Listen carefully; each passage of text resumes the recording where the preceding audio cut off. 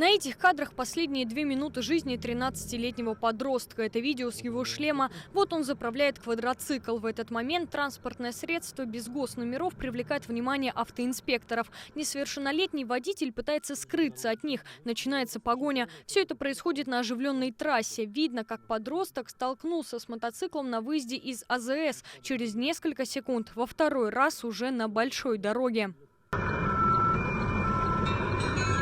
Это столкновение стало смертельным. От удара квадроцикл врезается в отбойник. Ребенок теряет управление, вылетает и разбивается. Это 20-й километр дороги Казань-Боровое-Матюшино. Сегодня здесь практически ничего не напоминает об аварии, лишь царапины на отбойнике. Столкновение произошло приблизительно в этом месте. По всей видимости, подросток не удержался на квадроцикле, а после вылетел в этот кювет.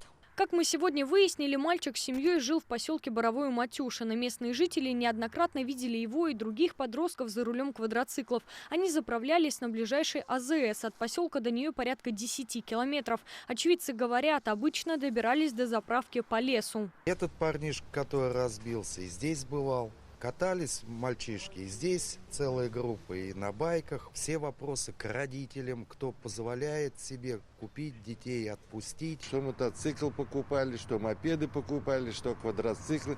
Эта проблема уже идет с бородой. Поэтому тут скажешь-то.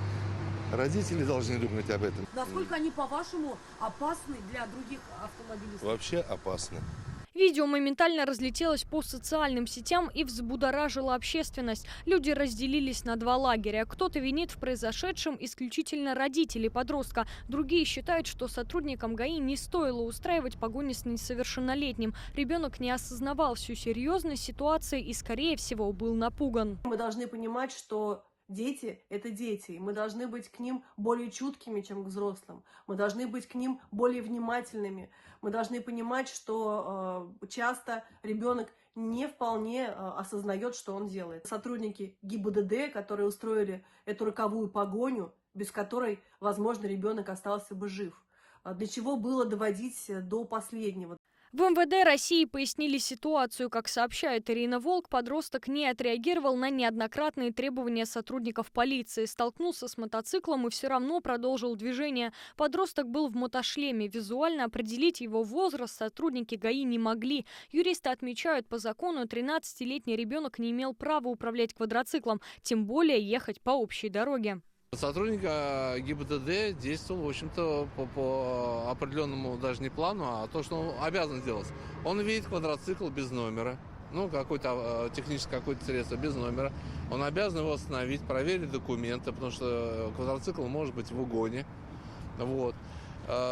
Тут, значит, получается, водитель квадроцикла начинает от него убегать, и он его пытается остановить. Следком республики возбудил уголовное дело по статье «Причинение смерти по неосторожности». Проверку ведет и прокуратура. 13-летний подросток был замечен на квадроцикле без государственных номеров сотрудниками госавтоинспекции на заправке.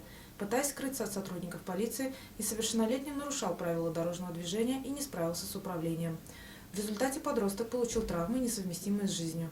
Прокуратура контролирует уголовное дело, возбужденное по данному факту. В этой истории, как говорят эксперты, много вопросов. На них ответит следствие. Питбайки, мотоциклы и квадроциклы в ГАИ уже прозвали новой головной болью. С начала лета в подобных авариях пострадали 22 подростка. Включая последний случай, 5 погибли. Алена Струминская, Булат Абдульманов, ТНВ, Лаишевский район.